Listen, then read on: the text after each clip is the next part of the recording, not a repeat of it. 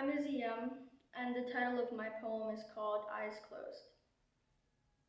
It's so familiar, but I stay still anyways.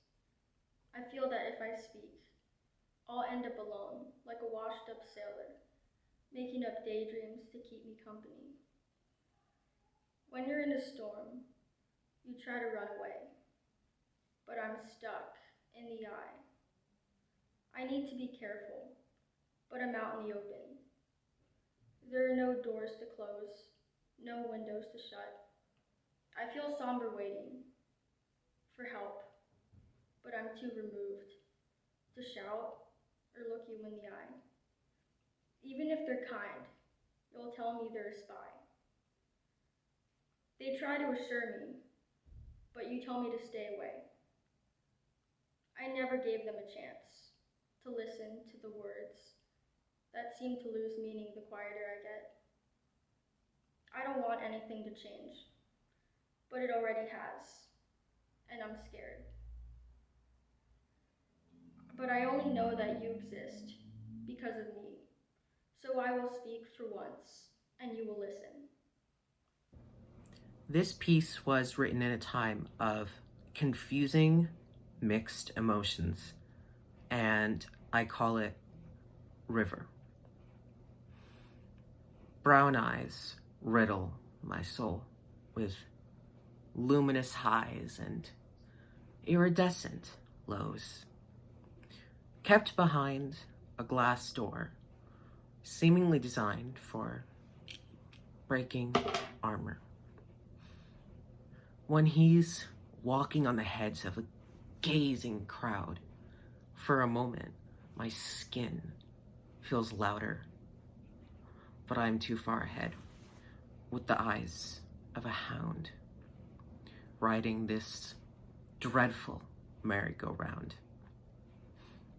This is the river, glistening and flowing, impossibly scaled, yet not to grip. But if one thing is clear, the river displays ourselves. So are you my desire, or are you my future? Because the way you look at me, how could I be a stranger when our wild curiosity becomes the remainder? Where's the agenda? What's our objective? Why are we dancing around novel reality? This exchange of tension builds up the mountain, overlooking the river, yelling at me to dive right into the woods of an illicit affair, chasing the stream as it drowns us both.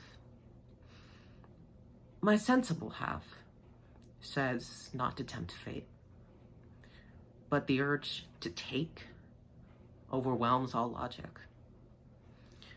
So please, let us begin a cynical paradise, so I may sink into this fantasy. Thank you. Hello, my name is Trace Willis, and this is my poem, Emotions. Emotions, feelings, passion, we all have some. To adventure, to discover, to do something new. It's what humans do. Emotions are human. They need to be embraced, hard to be replaced. You feel weak and dull on the inside. You feel like it's something you can't describe. But it's okay, you and many others feel this way. We tell ourselves, if we ignore them long enough, they'll never catch up. But that is a lie, as you know what's going inside. They lurk as a shadow, only to be triggered and jump out. You keep them boxed up like a toy, unwrap and enjoy. They serve as a guide, yet you still feel weak inside. Emotions are one of the most important things known, not to be belittled or become unknown. Embrace them and make them feel home. My name is Izzy Fink. This is my poem, Sick. How did you feel when the world stopped moving? When the streets no longer accompanied by life? When emotion was only seen through a screen? Feeling drained like the battery on your phone? The sensation of being stuck to your couch like glue? When so many hours consumed by boredom, how the days somehow got longer and longer. Every day the same, sluggish and dry, sitting, waiting for the days to go by. I forgot your face. Hell, I forgot my own. My name is Maya Grant, and this is my poem, Self-Sabotage. You're bored out of your mind, so you pull out your phone. You scroll through social media, it's like you're a drum. You see a post telling you to drop 10 pounds, because if you don't, then no one will want you around. It's harmless, they say, you won't break a sweat. Little did you know it would result in death. You apply pounds of makeup to add life to your sickened face, hoping one day it can fill that empty space. Girls on your feed making your mind implode. It's not fair that they look better in your clothes. The way their skin glows and their body's always angelic. What am I doing wrong? I just don't get it. Constant self-scrutiny makes one grow wild. You wish life were easier, like when you were a child. It's crazy how a mental cycle can land you in a hospital bed. Doctors hovering over you, saying you'll end up dead. A part of your head screaming, you should have stopped sooner, while another says, if you continue, you won't be a loser. It's a messy battle, one inevitable to surrender. They lie to your face and say things will get better. You've accepted this routine, it runs in the background. Not a foe, but a friend, this monster guides you along, and you fall prisoner to its twisted song. My name is Quadir Smith, and today I'll be reading my poem, The Systemic Life of an Unlucky Black Teen. How can I escape to comfort in an angry place and find creativity in the hate? To make you proud can make it sound, won't cry for help, I'll sew my mouth. Frustrated can let them foil creation, present like I'm stirring in reality of patient. Won't take the fake love, I'd rather be hated. Past 21 is like graduation. Close your eyes and listen around. Cold and lifeless after he drowned. Neighborhood mommy crying aloud. Tears soil the floor while others gather around.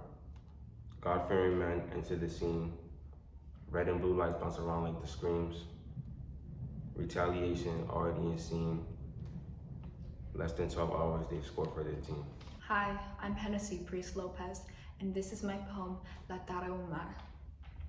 The dry desert wind blowing in her hair. The rough terrain of the mountains are following her every step.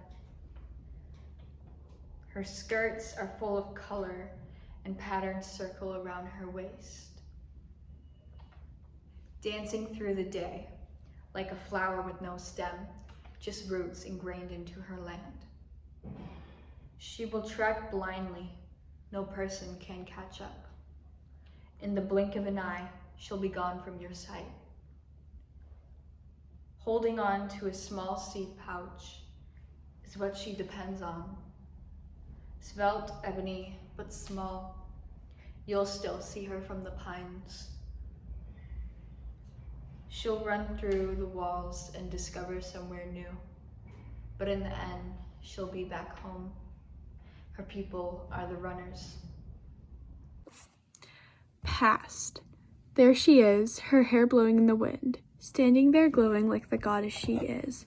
She smiles at me, her smile rivaling the moon, with her pearly white teeth and soft eyes. I never want to leave her side. How naive. Present. There's this girl, I follow her around, even if I don't want to. At first it was annoying, but now I don't mind. I wonder why I can't leave her side. She never smiles, wearing the same cold look on her face. Her eyes are melancholy, holding nothing but pain. I wish I could understand why she felt this way. She goes around to many different places, traveling, always ending up in the same old graveyard at the end of each day. She meets a girl with a bright smile and a bright red hair. She wore a polka dot dress and said, "Take my hand if you dare." I follow around a person with a smooth appearance that's comparable to a goddess. She has long silky hair that blows in the wind. Her smile is like the moon, pearl white teeth, and soft eyes. She meets a woman with fiery hair, a smile so bright that it looks like the sun, and a personality that burns like a forest fire. This woman made her smile and it broke my heart. Okay. My person goes to the old cemetery. She sits and smiles, her soft moon-like smile, and cries. She sobs about the loss of her person, the loss of her love. She tells the cold stone about the fiery woman and how she made her happy, but would never compare to the person who belonged to the cold stone right there. Future. I know who I am. I know who she is. I miss her. I love her. I wish it was me right there by her side, but it's not. And that's okay. Maybe in another life, we can explore the earth together and hold each other and love each other to the end of our old lives. My name is Izzy Fink. This is my poem, No Offense. Someone seeming so small, backing up into fear, facing an animal with rage for eyes and gallons of hate pouring out of its mouth. A fight that's one-sided and abhor-guided. I have a question, I say to the man covered in distaste. How much more can you stand? How much longer can you stand on your ever-shrinking legs? How many more ticks of those patient arms until you dismiss those hell dogs going out of their path to feast? Choose to be pierced by the burning sun with eyes of fire, or use those new long legs and walk to the land of peace. No more problems, they say, once you become bulletproof. The question still stands, but it won't wait. It will walk unfazed.